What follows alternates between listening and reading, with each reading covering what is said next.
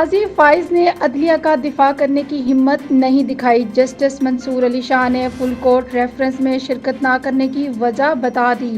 کہتے ہیں over speeding کی وجہ سے ماضی میں سابق چیف جسٹس سابق نثار کے الوداعی ریفرنس میں شرکت نہیں کی تھی اور موجودہ چیف جسٹس قاضی فائز عیسیٰ کے الوداعی ریفرنس میں بھی شریک نہیں ہوا۔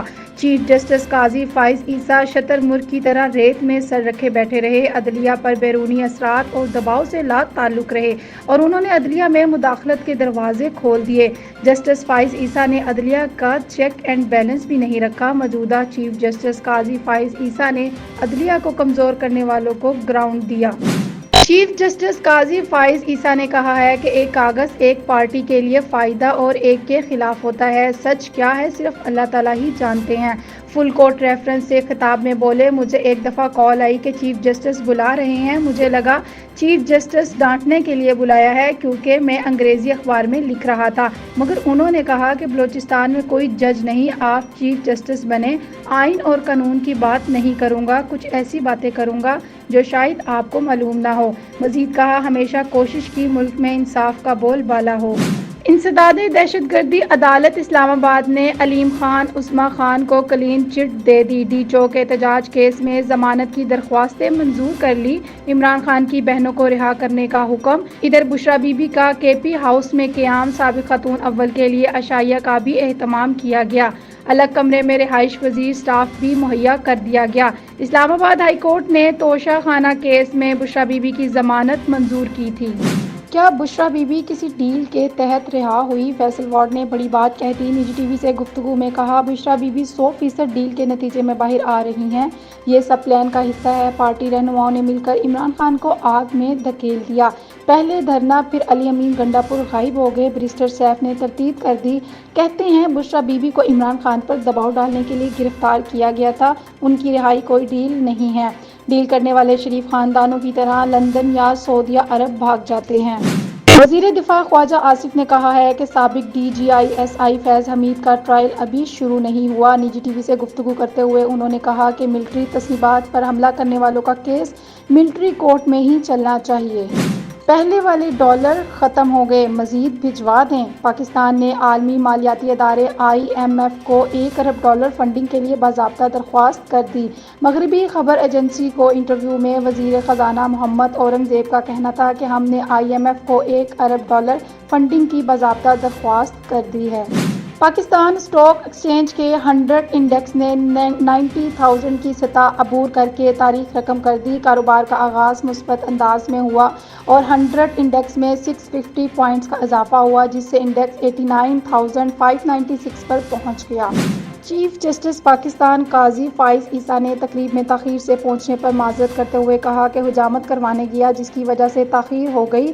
خطاب کرتے ہوئے جسٹس قاضی فائز عیسیٰ کا کہنا تھا، مجھے تقریب میں جلدی پہنچنے کی عادت ہے، لیکن جسٹس نعیم افغان نے کہا تقریب میں حجامت کروا کر آئیے گا۔ حجامت کروانے گیا تو ایک نوجوان فیشل کروا رہا تھا جس سے تاخیر ہو گئی۔ لبنان کی مزاحمتی تنظیم حزب اللہ کے سینئر رہنما ہاشم صفی الدین کی شہادت سے متعلق حیران کن انکشافات سامنے آ گئے ہیں۔ 22 اکتوبر کو اسرائیلی فوج نے حزب اللہ کے قائم مقام سربراہ ہاشم صفی الدین کو شہید کرنے کا دعویٰ کیا تھا۔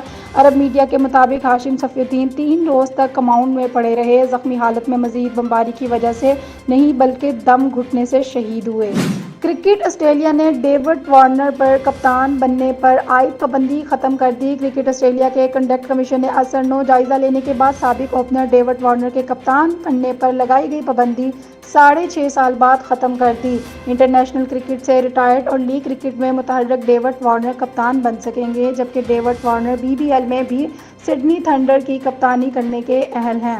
اوکاڑہ میں گھریلو تنازع پر بہن کو قتل کرنے والے مفرور ملزم کو پولیس نے گرفتار کر لیا۔ ایک روز قبل اپنی سگی بہن کو قتل کرنے والے مفرور ملزم کو تھانہ اے ڈویژن کی تفتیشی پولیس ٹیم نے تکنیکی بنیادوں پر کارروائی کرتے ہوئے گرفتار کر لیا۔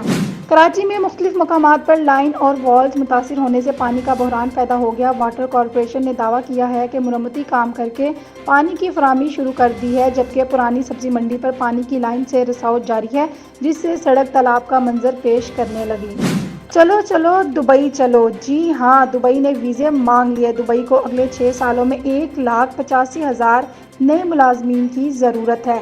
غیر ملکی خبررساں ادارے کے مطابق 2030 تک دبئی ایئرپورٹ 1,85,000 کو نوکریاں فراہم کرے گا۔ نئی نوکریوں کی فراہمی کے بعد دبئی ایئرپورٹ سے وابستہ ملازمین کی تعداد 8 لاکھ سے زائد ہو جائے گی۔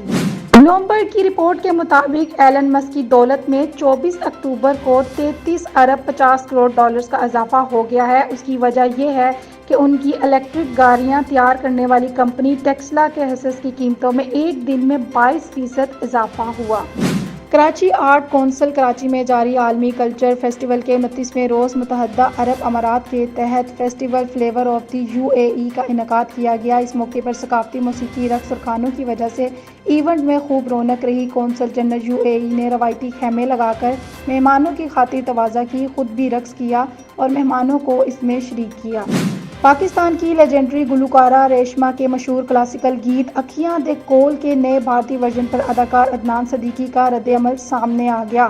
عدنان صدیقی نے بھارتی اداکارہ کرتی سینن کی نئی فلیکس فلم دو پتی کے لیے رمشا کے گانے کی چوری اور ریپ بنانے پر تنقید کا اظہار کرتے ہوئے اس گانے کو ایک لیجنڈ کے کلاسک گانے کا بدتمیز ورژن کہا جا سکتا ہے۔